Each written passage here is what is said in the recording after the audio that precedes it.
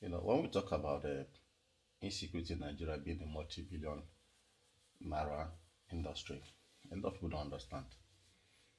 You know, a lot of people don't understand there are people who benefit directly from insecurity, and there are a lot of other people who benefit indirectly from insecurity.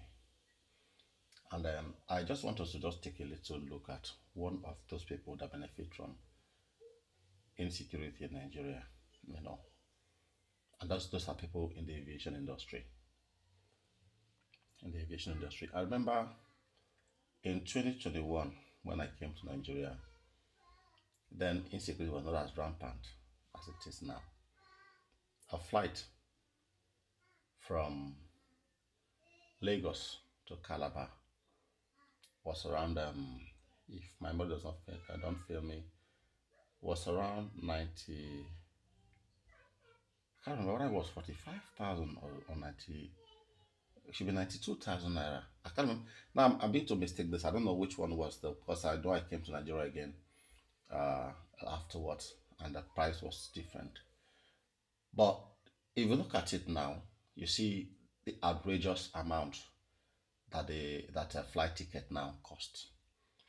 And it is not, before now, taking a flight to places like Lagos or wherever you're going to, taking a flight was more of a luxury, was more a thing of or more of a thing of class.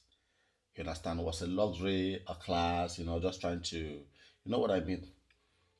But now, because of insecurity, taking a flight now has become a necessity and a safety measure. Let me put it that way. It has become a safety measure, and the demand now for flight tickets or for air travel has gone up. Not because people have, not because the purchasing power of people or the financial status of these people have changed. No, but because it has now become um, an existential strategy. If you want to continue to live, if you don't want to end up in the hands of kidnappers or armed robbers or even bandits, you have to take a flight.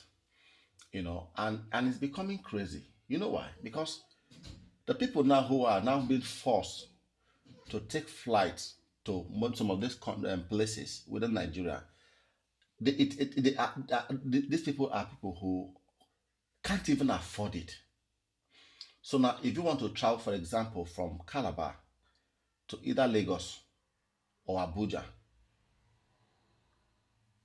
for any reason, you know, you have to choose either to, for example, either to forego or whatever reason, whatever thing is taking you to travel, or begin to look for ways to raise money.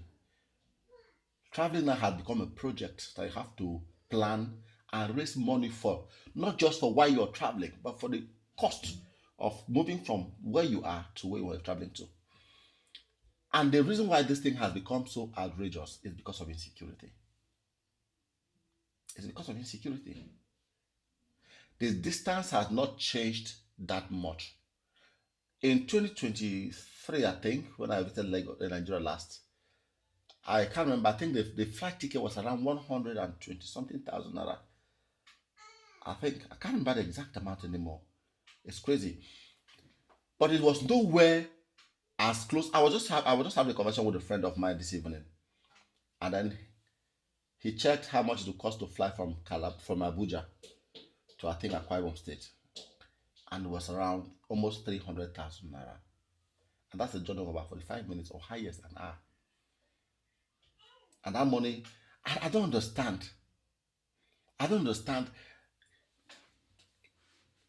When you see people, when you see or the Nigerian government or the military finding it so difficult to any security, it could be that there are people who are intentionally trying to make sure that this issue of insecurity does not stop.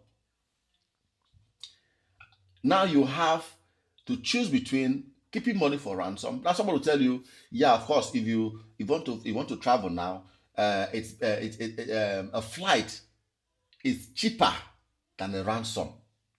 So now you're not looking at the medium. God, you're no longer looking at the medium, the cost of the different means of transportation. Now you are looking at You are looking at ransom versus air travel.